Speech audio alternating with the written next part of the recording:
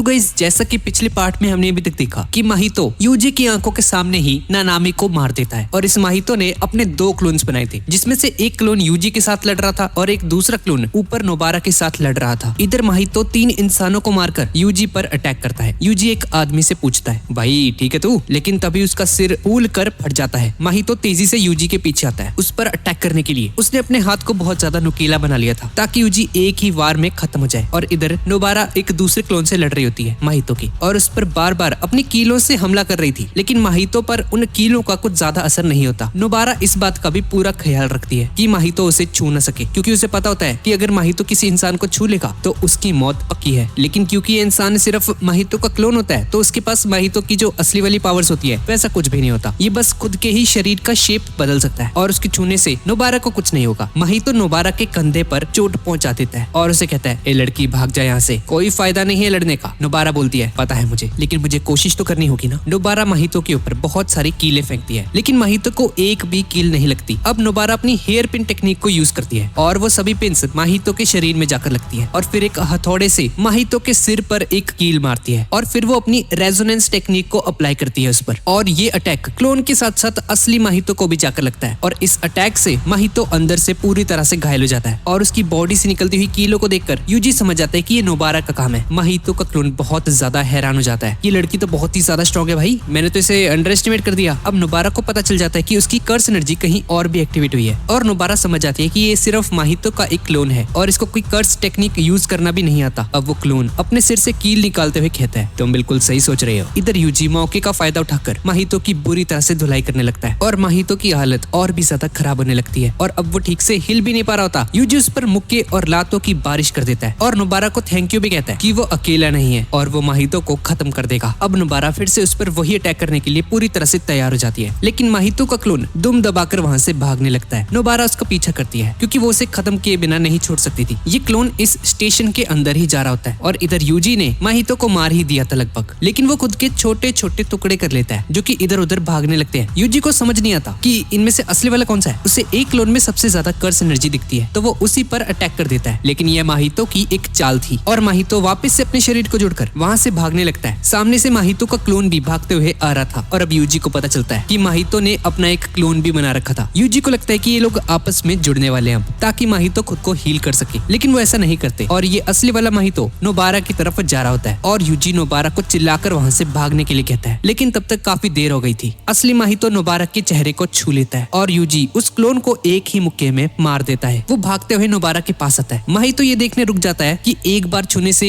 Nobara मरती है या नहीं। नोबारा अपने चेहरे पर हाथ रखती है और उसे अपना चाइल्डहुड याद आने लगता है और हम देखते हैं कि 2009 में नोबारा सिर्फ 6 साल की होती है और एक छोटे से गांव में रहती थी और उसे लगता था कि उसके गांव के सभी लोग पागल हैं और सिर्फ अकेली ही समझदार है यहाँ पे। और एक दिन एक फूमी नाम की लड़की नोबारा के गांव में आती है रहने के लिए और वहाँ के प्राइमरी स्कूल में पढ़ने लगती है। यहाँ पर सभी बच्चों के बैग्स या तो ब्लैक कलर के थे या फिर रेड कलर के, लेकिन फूमी का जो बैग था वो ब्लू कलर का होता है और कुछ शरारती बच्चे उसके बैग को ऊंचाई पर रख दिया करते थे। लेकिन फिर नोबारा फूमी के पास आकर उसे बोलती है कि इन दोनों को अपने बैग्स की एक्सचेंज कर लेनी चाहिए और नोबारा उन शरारती बच्चों को सबक भी सिखाती है। फूमी को पता चलता है कि नोबारा एक बहुत ही शैतान लड़की है और उसी दिन उसे फूमी का बैग वापस भी कर देती है। नोबारा को गाँव के लोग बिल्कुल भी पसंद नहीं होते, इसलिए वो अक्सर फूमी के घर आया जाया करती थी और उसके पापा के साथ मिलकर वीडियो गेम्स वगैरह खेला करती थी और ऐसे ही धीरे धीरे करके इन दोनों में दोस्ती होनी शुरू हो गई। कुछ सालों बाद नोबारा फूमी से कहती है कि उसे एक सीक्रेट बेस मिला है और अब से वो वहीं पर रहेगी, लेकिन फूमी देखती है कि नोबारा जिस बेस के बारे में बात कर रही है वो किसी का घर होता है और ये घर साओरी नाम की एक लड़की का होता है जो कि अभी कुछ ही दिन पहले इस विले में शिफ्ट हुई थी। साओरी हमेशा घर पर ही रहती थी और इन दोनों का हमेशा वेलकम करती थी। साओरी से मिलने के बाद नोबारा बदलने लगी, उसने चिल्लाना बंद कर दिया और एक समझदार लड़की की तरह पेश आने लगती है। लेकिन गाँव के लोगों को साओरी पसंद नहीं होती, इसीलिए वो उसके घर के सामने कचरा वगैरह फेंक दिया करते थे और उसे काफी परेशान भी करते थे, जिससे तंग आकर साओरी ने उस विलेज को छोड़ दिया और वापस टोक्यो चली गई, जिस वजह से नोबारा बहुत ही जोरों से रोई थी। फूमी ने पहली बार नोबारा को रोते हुए देखा था। कुछ सालों बाद जब नोबारा बड़ी होती है तो वो भी पढ़ाई के लिए टोक्यो जाने लगी और वापस कभी भी इस गाँव में लौट कर नहीं आई। फूमी ये देखकर काफी डिसअपॉइंटेड होती है क्योंकि उसे बिछड़ने पर नोबारा बिल्कुल भी नहीं रो रही है जैसे वो उस दिन रो रही थी जब साओरी गई थी। और नोबारा उसे कहती है कि वो जब अगली बार मिलेंगे तो पक्का खूब एंजॉय करेंगे और ये सुनकर इन दोनों की आंखों में आंसू आ जाते हैं और नोबारा टोक्यो आ जाती है। अब प्रेजेंट में हम साओरी को दिखते हैं जो कि एक ऑफिस में लेट नाइट काम कर रही होती है और उसकी एक सीनियर उसे बताती है कि शिबुया में किसी तरह का बड़ा हमला हुआ है, पर साओरी उसकी बातों को इग्नोर कर देती है और अपने सीनियर को बताती है कि जब वो गांव में रहने गई थी तब उसकी मुलाकात 2 छोटी लड़कियों से हुई थी और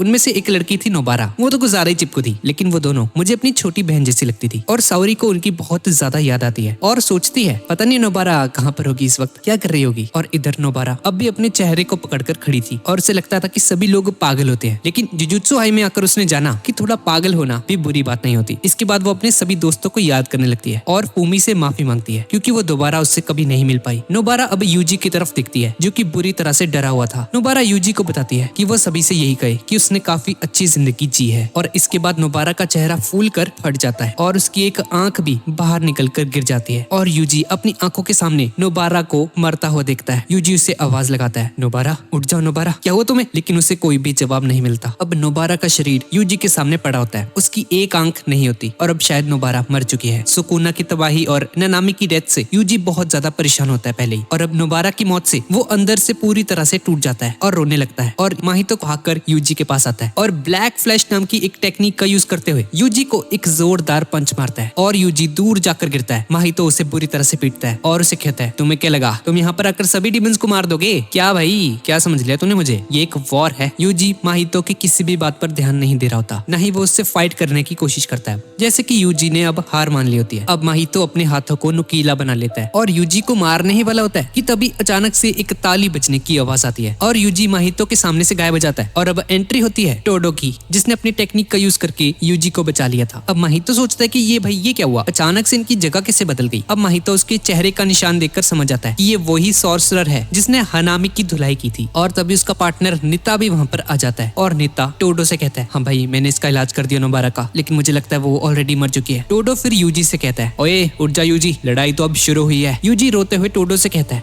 नहीं भाई मैं और नहीं लड़ सकता, नोबारा नानामी सब तो मर गए, अब मैं किसके लिए लड़ूं? सुकुना ने भी सैकड़ों लोगों को मार डाला, वो भी मेरी बॉडी का यूज करके। मुझे उनकी मदद करनी चाहिए थी लेकिन मैं कुछ नहीं कर पाया, मैं बस एक कातिल हूँ। अब माहितो भागते हुए यूजी पर अटैक करने आता है, लेकिन टोडो ताली बजाकर माहितो और नित्ता की जगह को बदल देता है। माहितो टोडो पर अटैक करता है, लेकिन तभी टोडो अपनी जगह यूजी से बदल देता है और टोडो माहितो के चेहरे पर एक जोरदार लात मारता है। माहितो उड़ते उड़ते नित्ता से टकराने वाला होता है तो टोडो फिर से उनकी जगह आपस में बदल देता है और टोडो की ये टेक्निक को देखकर माहितो बहुत ज्यादा हैरान होता है। अब टोडो यूजी से कहता है, यूजी तुम्हें बुरा फील करने की कोई जरूरत नहीं है, हम सब के सब जुजुत्सु सॉर्सरर्स हैं, हमें नोबारा की मौत का बदला लेना होगा, तुम्हें लड़ना होगा यूजी। अब टोडो माहितो के सामने जाता है उससे लड़ने के लिए और नित्ता अपनी कर्ट्स टेक्निक का यूज करके यूजी पर यूज करता है और उसे बताता है कि अब तक यूजी को जितनी भी चोटें लगी हैं वो यहीं पर रुक जाएंगी और यूजी की हालत इससे ज्यादा बुरी नहीं होगी। और नित्ता नोबारा को लेकर वहां से बाहर चला जाता है और टोडो और माहितो की फाइट शुरू हो जाती है और टोडो की टेक्निक की वजह से माहितो से छू भी नहीं पा रहा होता। अब माहितो टोडो के पीछे एक ट्रांसफ्यूगेड ह्यूमन को फेंकता है जो कि एक स्पाइक जैसा कुछ बन जाता है। टोडो आराम से इसे डॉज कर लेता है, लेकिन माहितो चाहता था कि अब ये ताली बजाकर आपस में जगह बदले इसकी, क्योंकि माहितो अब एक कदम आगे की सोच रहा होता है और वो टोडो पर भी ब्लैक फ्लैश टेक्निक से अटैक करना चाहता था। अब टोडो ताली तो बजाता है लेकिन उसकी जगह पर यूजी आ चुका था और लड़ने के लिए पूरी तरह से रेडी था। यूजी टोडो से सॉरी मांगता है क्योंकि उसने अभी हार मान ली थी थोड़ी देर पहले। यूजी अब ब्लैक फ्लैश से माहितो पर एक जोरदार हमला करता है। अब यूजी के हमले से माहितो का जो हाथ होता है वो टूट जाता है, लेकिन वो तुरंत ही उसे हील कर लेता है। टोडो यूजी का स्वागत करता है और वो दोनों फाइट के लिए पूरी तरह से तैयार हो जाते हैं। दूसरी तरफ हम एक ट्रेन को देखते हैं जो कि शिबुया की तरफ जा रही होती है और उस ट्रेन में मीवा बैठी होती है जिसके पास मेकामारू का एक डिवाइस होता है और मेकामारू से कहता है कि लड़ाई अब किसी भी वक्त खत्म हो सकती है, तो अब शिबुया जाने का कोई भी मतलब नहीं है और उन्हें अब वापस लौट जाना चाहिए। मीवा मेकामारू से पूछती है कि उसने सिर्फ टोडो और नित्ता को ही क्यों बुलाया लड़ने के लिए, और मेकामारू से बताता है कि टोडो के वहाँ पर जिंदा बचने की 99% चांसेस हैं और नित्ता भी वहाँ पर काफी यूजफुल रहेगा। अब मेकामारू से आखिरी बार गुड बाय बोलता है और अचानक से ही ऐसा लगता है जैसे कोकिची मीवा की साइड में बैठा होता है, लेकिन अगले ही पल कोकिची वहाँ से गायब हो जाता है और हमेशा के लिए चला जाता है और मीवा फूट फूट कर रोने लगती है। और दूसरी तरफ यूजी और टोडो मिलकर माहितो को कड़ी टक्कर दे रहे होते हैं। माहितो अपने 2 हिस्से करके भी यूजी पर अटैक करता है, लेकिन टोडो की टेक्निक की वजह से इन्हें छू भी नहीं पा रहा होता और लड़ते लड़ते इस स्टेशन के निचले हिस्से में आ जाते हैं। माहितो सोचता है कि टोडो की सोल इस वक्त अभी फुल पावर में है और इसे एक बार छूने से ये नहीं मरने वाला, और यूजी की सोल में सिर्फ 10% पावर ही रह चुकी है और माहितो की हालत भी 40% पर है, क्योंकि यूजी और नोबारा के अटैक्स ने इसकी हालत खराब कर दी होती है। और माहितो पहले टोडो को मारने का डिसाइड करता है क्योंकि उसकी टेक्निक ज्यादा खतरनाक होती है। अब एक बड़े से ट्रांसफिगर्ड ह्यूमन को इनके पीछे लगा देता है माहितो, जिससे यूजी का ध्यान भटक जाता है और वो मॉन्स्टर किसी ट्रेन की तरह इनके पीछे भागता है, लेकिन टोडो अपनी टेक्निक से उन दोनों को बचा लेता है। अब माहितो 2 इंसानों को तलवार बनाकर टोडो पर हमला करता है, लेकिन टोडो फिर माहितो से बचकर उसे एक जोरदार लात मारता है जिससे जिसके बाद वो और यूजी फिर से मिल जाते हैं। अब यूजी एक पत्थर में कर्स एनर्जी भरकर माहितो पर मारता है और टोडो ताली बजाकर अपनी जगह उस पत्थर से बदल देता है। टोडो माहितो के पास जाता है और उसे एक ब्लैक फ्लैश किक मारता है, लेकिन उसके इतने पावरफुल अटैक से भी माहितो को कोई भी फर्क नहीं पड़ता। माहितो अब बहुत सारे ट्रांसफ्यूज्ड ह्यूमंस को बाहर निकालता है और उन्हें किसी बड़े सांप जैसे मॉन्स्टर्स में बदल देता है और उन पर हमला कर देता है। माहितो का अटैक इतना बड़ा होता है कि ऊपर की छत टूट जाती है और ये लोग बाहर शिबुया की सड़कों पर आ जाते हैं। माहितो उन पर चारों तरफ से हमला कर रहा होता है और अब इनका बचना बहुत मुश्किल होता है। टोडो अब उन तीनों की पोजीशंस को बदलकर माहितो को कसकर पकड़ लेता है और यूजी उसके सिर पर एक लात मारने के लिए आगे बढ़ता है, जिससे बचने के लिए माहितो खुद ही अपना सिर काट लेता है और उसके शरीर में से 2 आंखें निकलती हैं और अपने हाथों को लंबा करके उन दोनों पर अटैक करने लगता है और माहितो के सिर में से एक और बॉडी बन जाती है और वो अपनी सोल मल्टीप्लिसिटी टेक्निक को अप्लाई करता है और इस टेक्निक में वो अपनी कुछ कमजोर सोल्स को मिलाकर एक पावरफुल ट्रांसफिगर्ड बनाता है और यूजी और टोडो पर अटैक कर देता है। अब वो असली माहितो को यूजी के पास भेज देता है और खुद उस ट्रांसफिगर्ड से लड़ने लगता है, लेकिन तभी टोडो को एक जोर का पंच आकर लगता है और दूर जाकर गिरता है। टोडो फिर ट्रांसफिगर्ड के पीछे जगह बदलकर उस पर एक जोरदार पंच मारता है और ये देखकर हैरान रह जाता है कि वो ट्रांसफिगर्ड एक ही मुक्के में मर जाता है। वो समझ जाता है कि उन सभी सोल्स ने उस एक ही अटैक के लिए जो भी उसने पहले करा था अपनी सारी की सारी पावर लगा दी होगी, लेकिन माहितो ने अब तक 2 और ट्रांसफिगर्ड बना दिए थे ताकि टोडो इनसे ही खेलता रहे। टोडो उन्हें भी मारने के लिए तैयार हो जाता है। इधर माहितो और यूजी टोडो से काफी ज्यादा दूर होते हैं, जैसा कि माहितो चाहता था, और अब माहितो आराम से यूजी पर फोकस कर सकता था। वो अपने दोनों शरीर को जोड़ लेता है और बॉडी रिपेल को यूज करके यूजी पर अटैक करता है, लेकिन इससे यूजी को कुछ नहीं होता। और इससे पहले कि माहितो यूजी का कुछ बिगाड़ पाता, टोडो वापस से इनके पास आ जाता है। माहितो बहुत ज्यादा हैरान हो जाता है कि इतना पावरफुल ट्रांसफिगर्ड भी इस टोडो को मार नहीं पाया और वो सोचता है कि अगर वो अपनी डोमेन एक्सपेंशन को यूज कर ले अभी तो उसके अंदर वो टोडो को बिना छुए ही मार सकता है। पर फिर यूजी भी डोमेन के अंदर होगा और पिछली बार की तरह सुकुना इस पर भड़क जाएगा और इसे पक्का मार देगा फिर तो ये। इसलिए अब माहितो गोजो की एक ट्रिक यूज करने के बारे में सोचता है और माहितो अपना डोमेन एक्सपेंशन यूज कर लेता है और यूजी और टोडो ये देखकर हैरान रह जाते हैं। लेकिन माहितो ने अपना जो डोमेन था वो सिर्फ 0.2 सेकंड्स के लिए ही ओपन किया, जैसा कि गोजो ने किया था पहले। टोडो अपने आसपास एक सिंपल डोमेन बना लेता है जो कि उसे यूकी ने सिखाया होता है ताकि माहितो के डोमेन से खुद को प्रोटेक्ट कर सके। और तभी हम यूजी को देखते हैं जो कि भागकर माहितो के पास जा रहा होता है उसे मारने के लिए, इससे पहले कि वो आइडल ट्रांसफिगरेशन टेक्निक अपनी एक्टिव करते। लेकिन सबसे ज्यादा तेज तो माहितो था और वो बहुत ही जल्द अपने डोमेन और अपनी टेक्निक को एक्टिवेट कर लेता है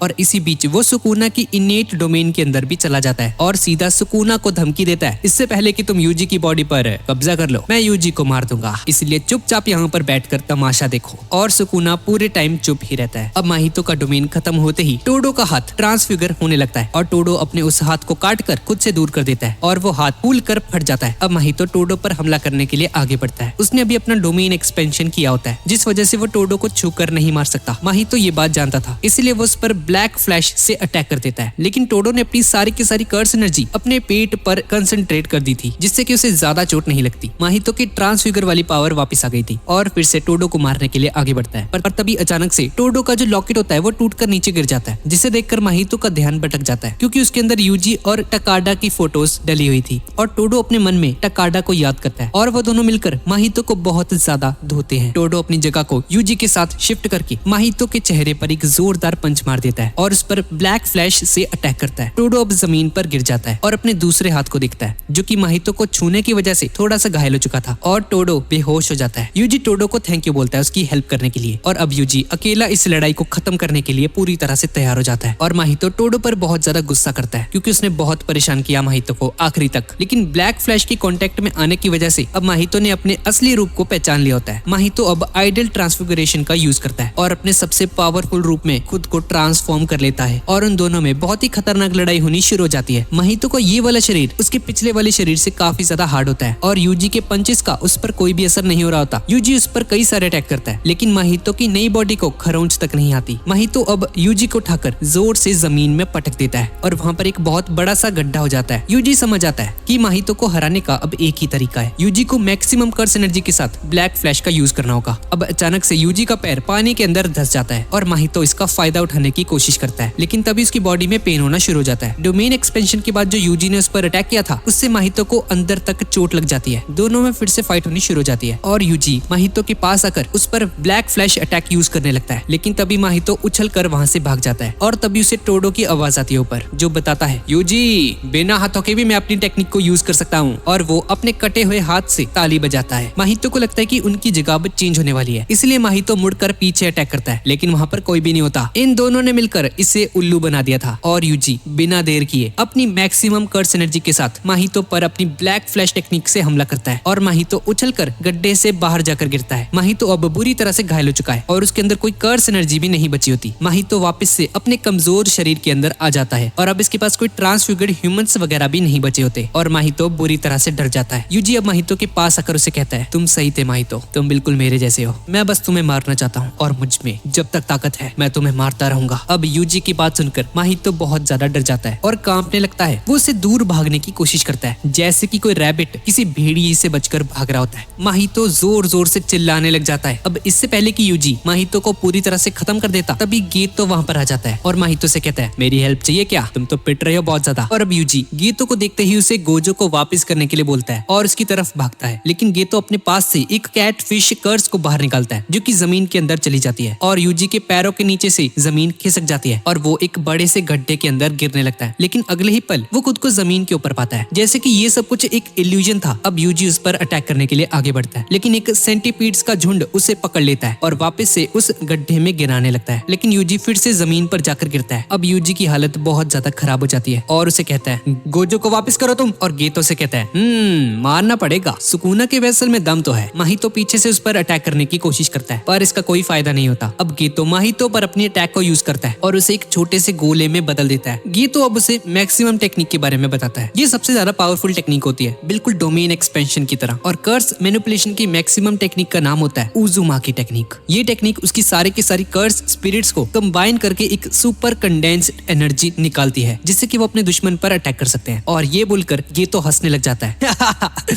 शुरू में तो मुझे ये टेक्निक बहुत बेकार लगती थी क्योंकि मैं इसे कंट्रोल नहीं कर पाता था और गीतो माहितो को निगल जाता है और माहितो की डेथ हो जाती है। अब गीतो अपने ऊपर देखता है कि मोमो अपने झाड़ू पर उड़ रही होती है। मोमो अपनी लालटेन से उन सभी को सिग्नल देती है, अपने दोस्तों को, और कैमो ये देखकर समझ जाता है कि दुश्मन ठीक मोमो के नीचे है और वो गीतो पर कर्स एनर्जी से भरे हुए तीरों की बारिश कर देता है। लेकिन गीतो उन सबसे बच जाता है और माई गीतो पर एक स्नाइपर राइफल से गोली चलाती है, लेकिन गीतो उससे भी ब्लॉक कर देता है। गीतो को ये देखकर काफी अच्छा लगता है कि आम इंसानों के हथियार हैं जो वो सॉर्सर्स के खिलाफ यूज किए जा रहे हैं। और पीछे से मीवा भी उस पर अटैक करती है, लेकिन गीतो उसकी तलवार को अपने हाथ से ही रोक देता है और उसकी तलवार के टुकड़े कर देता है और गीतो अपनी मैक्सिमम टेक्निक उजुमाकी को यूज करने लगता है। अब मीवा मरने वाली थी, लेकिन तभी कोई उसे वहां से हटा देता है और उसके अटैक से वहां पर एक बहुत बड़ा गड्ढा हो जाता है और वो देखता है कि मीवा को उसागावा ने बचाया होता है। और इधर यूजी के पास पांडा और कैमो भी आ जाते हैं। पांडा ये देखकर काफी खुश होता है कि उसका शरीर अभी भी उसके कंट्रोल में, और चोजो भी वहां पर पहुंच जाता है। अब चोजो समझ जाता है कि जिस इंसान ने उसकी मदर को टॉर्चर किया था वो कोई और नहीं बल्कि ये गीतो ही होता है और इसका असली नाम है नोरितोशी कैमो। ये सुनकर पांडा बहुत ही ज्यादा शॉक हो जाता है, ये तो इसका भी नाम है कैमो, इसने किया क्या? अब चोजो गुस्से में गीतो की तरफ बढ़ने लगता है। अब चोजो का अपने भाइयों के साथ खून का रिश्ता होता है और जब भी उनमें से किसी एक भाई की डेथ हो जाती है तो चोजो को तुरंत से पता चल जाता है। और जब चोजो की लड़ाई यूजी के साथ हुई थी तब भी चोजो को सेम ऐसी ही फीलिंग आई थी, जिसका मतलब है कि चोजो और यूजी का आपस में खून का रिश्ता है और दोनों भाई हैं। और अब चोजो यूजी को बचाने के लिए ब्लड मैनिपुलेशन टेक्निक से पूरा हुमे पर अटैक कर देता है जिससे कि वो बाल बाल बचती है। अब चोजो गीतो पर भी अटैक करता है, लेकिन गीतो एक कर्स को निकालकर उड़ने लगता है हवा में और चोजो के सभी अटैक्स को डॉज कर देता है। वो चोजो के ऊपर एक बड़ा सा कर्स भी गिरा देता है, लेकिन चोजो उसे बीच में से काट देता है और अब इन दोनों में बहुत ही खतरनाक लड़ाई होनी शुरू हो जाती है। और आखिर में गीतो चोजो के पास आकर हमला करता है, पर चोजो हार नहीं मानता। और इधर पांडा यूजी से पूछता है, ओ भाई क्या है ये, हर कोई तेको भाई बना लेता है, ये टोडो भी तेरे पे है, तेको भाई भाई बोलता था, और अब ये चोजो भी। पांडा सोचता है कि उन सभी को एक साथ हमला करके गीतो को हरा देना होगा ताकि वो गोजो को बाहर निकाल पाए। और अब ये सभी लोग एक साथ गीतो पर अटैक करने आते हैं, लेकिन उराहुमे बीच में आकर अपनी टेक्निक का यूज करके इन सभी को बर्फ में जमा देती है। और अब ये लोग हल्का सा भी हिलते हैं तो इनके शरीर के टुकड़े टुकड़े हो जाएंगे। उराहुमे अब अपनी रिवर्स कर्स टेक्निक से अपने हाथ को हील कर लेती है, पर चोजो अपने शरीर का टेम्परेचर बढ़ाकर आइस को मेल्ट करने की कोशिश करता है, लेकिन उराहुमे उसके चेहरे के सामने अपनी उंगली रख देती है जिस पर बहुत तीखी सी बर्फ लगी होती है और उसे मारने की धमकी देती है। लेकिन तभी यूजी लात मारकर चोजो की आइस को तोड़ देता है और उसे आजाद कर लेता है। अब यूजी चोजो से पूछता है, हाँ भी क्या हम लोग अब दोस्त हैं क्या? लेकिन चोजो मना करता है, क्या भाई तूने तो कहा भी हम दोस्त हैं, अभी तो मेरे को भाई भाई बोल रहा था तू। और चोजो यूजी से कहता है, मुझे अब से ओनी चान कहकर बुलाइयो। अब मोमो भी वहाँ पर आ जाती है। उराहिमे अब गुस्सा हो जाती है और उन सभी पर आइस अटैक करती है और सभी लोग उस अटैक में जम जाते हैं और बहुत ही नुकीली बर्फ के टुकड़े उन पर गिराती है आसमान से। लेकिन तभी अचानक से कोई इन टुकड़ों को तोड़ देता है। यूजी अपने सामने देखता है कि यूकी वहाँ पर खड़ी होती है जो कि एक स्पेशल ग्रेड सॉर्सर है। इसे हम पहले के पार्ट में देख चुके हैं और वो गीतो से फिर से वही सवाल पूछती है जो उसने बहुत साल पहले उससे पूछी थी हाँ भी,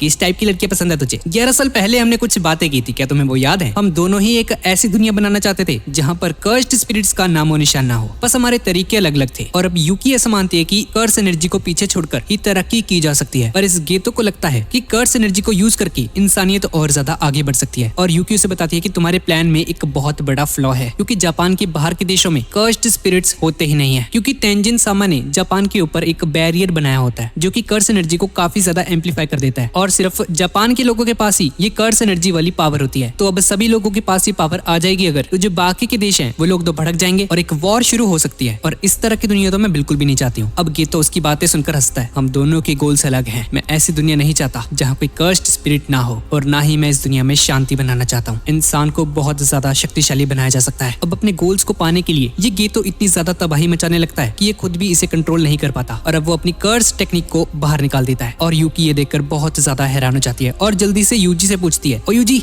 वो माहितो कहाँ पर है? उसके पास तो सोल्स को मैनिपुलेट करने की पावर है ना? और यूजी उसे बताता है कि बहन, ये गेतो तो से निकल गया। अब गेतो अपना हाथ नीचे ग्राउंड पर रखता है और माहितो की टेक्निक आइडल ट्रांसफिगरेशन यूज करता है, जिससे कि ग्राउंड के ऊपर एक मार्किंग टाइप कुछ बन जाता है और वो आसमान में भी दिखने लगती है। ये देखकर सभी लोग शॉक्ड रह जाते हैं और गेतो यूजी से थैंक यू बोलता है, क्योंकि उसने माहितो को उसकी अल्टीमेट फॉर्म के अंदर लेकर आया होता है। अब यूकी गेतो से पूछती है कि उसने क्या किया, तो गेतो ने बताता है कि उसने अपनी टेक्निक को 2 तरह के लोगों के ऊपर अप्लाई किया है और उन्हें इसी सील से मार्क भी कर दिया है। पहले लोग हैं वेसल टाइप्स, जैसे कि यूजी जिसने की सुकुना के फिंगर्स को निगला हुआ है, और दूसरे हैं जुनपी जैसे लोग, नॉन सॉर्सर्स। अब माहितो ने अपनी पावर्स का यूज करके इनके दिमाग को एडजस्ट कर दिया है ताकि ये लोग भी अपनी जुजुत्सु पावर्स का यूज कर पाएं और अपनी टेक्निक्स को डेवलप कर पाएं। अब गेतो ने उन वेसल्स को मजबूत बना दिया है और हम देखते हैं कि मेगुमी की बहन सुमिकी फुशिग्रो भी एक वेसल होती है, और गेतो ने उसे पहले ही कोई कर्स ऑब्जेक्ट वगैरह खिला दिया है, जिसकी वजह से वो बहुत सालों से कोमा में होती है। अब गेतो एक रस्सी की गांठ को खोल देता है और कहता है कि उसने सभी कर्स ऑब्जेक्ट्स की सील को हटा दिया है, और अब इन सभी वेसल्स के अंदर से किसी खतरनाक क्रीचर का पुनर्जन्म होगा। और इधर सुमिकी भी अपनी आंखें खोल लेती है। ये बिल्कुल ऐसा ही था जैसे 1000 सुकुनास को खुला छोड़ दिया हो। अब यूकी यूजी से कहती है कि चलो भाई, इसको खत्म करना है, मुझे हेल्प करो मेरी। लेकिन यूजी बर्फ की वजह से हिल नहीं पा रहा था, और तभी अचानक से सभी की बर्फ पिघलने लगती है और उराहो घुटने के बल बैठ जाती है। गेतो से पूछती कि भाई तुम्हें क्या हो गया, और उराहो बताती है कि उसने अपने कटे हुए हाथ को रीजनरेट तो कर लिया, लेकिन उसके शरीर में अब पॉइजन आ चुका है, क्योंकि चोजो का ब्लड जहरीला होता है। अब गेतो ने बताता है कि जो कर्स्ड ऑब्जेक्ट्स उसने लोगों को खिलाए हैं वो उन सॉर्सर्स के हैं जो कि हजारों साल पहले उसके कांटेक्ट में थे, लेकिन गेतो की बॉडी में आने के बाद उसके सारे के सारे जो कॉन्टेक्ट्स थे वो एक्सपायर हो चुके थे। अब मैं हमारा फ्यूचर डिसाइड करूंगा। और इतना बोलकर वो बहुत सारे कर्स्ड स्पिरिट्स को बाहर निकाल देता है और प्रिजन रैम को बाहर निकालकर यूजी को दिखाने लगता है। यूजी गोजो का नाम लेकर चिल्लाता है और गेतो वहां से जाने लगता है और गेतो वहां से गायब हो जाता है। इसके बाद कुछ दिन बीत जाते हैं और हम देखते हैं कि उस शिबुआ वाले एरिया के अंदर तबाही के अलावा और कुछ नहीं बचता। जुजुत्सु हेडक्वार्टर्स में ये डिस्कस हो रहा होता है कि 23 वार्ड्स पूरी तरह से बर्बाद हो चुके हैं, बस कुछ ही एरियाज बचे थे ठीक ठाक, और उस एरिया में रहने वाले करीब 5 मिलियन लोगों को वहां से निकालना होगा, क्योंकि गेतो ने लगभग 10 मिलियन कर्स्ड स्पिरिट्स को रिलीज कर दिया होता है उस एरिया में। उन लोगों को समझ नहीं आता कि इस सिचुएशन को हमें कैसे हैंडल करना चाहिए भाई। अगर उन्होंने लोगों को बता दिया कि कर्स्ड स्पिरिट्स होते हैं तो ये मामला तो और भी ज्यादा बिगड़ जाएगा, हर तरफ केओस हो जाएगा। लेकिन तभी हम देखते हैं कि एक लाइव रिपोर्टर एक लाइव ही कर्स स्पिरिट से मारी जाती है। सभी लोग कर्सिस का शिकार हो रहे थे, और तभी सुपरमार्केट के अंदर हम एक लड़की को देखते हैं और एक स्पिरिट उसे मारने ही वाला होता है कि तभी यूता वहां पर आ जाता है और उस कर्स्ड स्पिरिट के अंदर अपनी तलवार घुसाकर उसे मार देता है। यूता उस लड़की से पूछता है, डरी तो नहीं तुम? लेकिन वो कर्स स्पिरिट अभी भी नहीं मरा था। वो अपना मुंह खोलकर यूता को खाने की कोशिश करता है, लेकिन तभी रीका, इस यूता की कर्स्ड स्पिरिट, उसे खत्म कर देती है। दूसरी तरफ यूकी को हम किसी से बात करता हुआ सुनते हैं। वो उनसे माफी मांगती है और वो दूर से नजर रखी हुई थी। अब यूकी मन में कहती है कि वो इन हीरोज की साइड नहीं है, वो तो बस सभी कर्स्ड स्पिरिट को खत्म करना चाहती है। और यूकी बोलती है, ठीक है, अब टाइम आ चुका है तेंजिन सामा से मिलने का। अब यूता जुजुत्सु हायर अप से मिलने जाता है और एक हायर अप यूता से कहता है, हमें तुम पर भरोसा नहीं है। अब यूता उन्हें बोलता है कि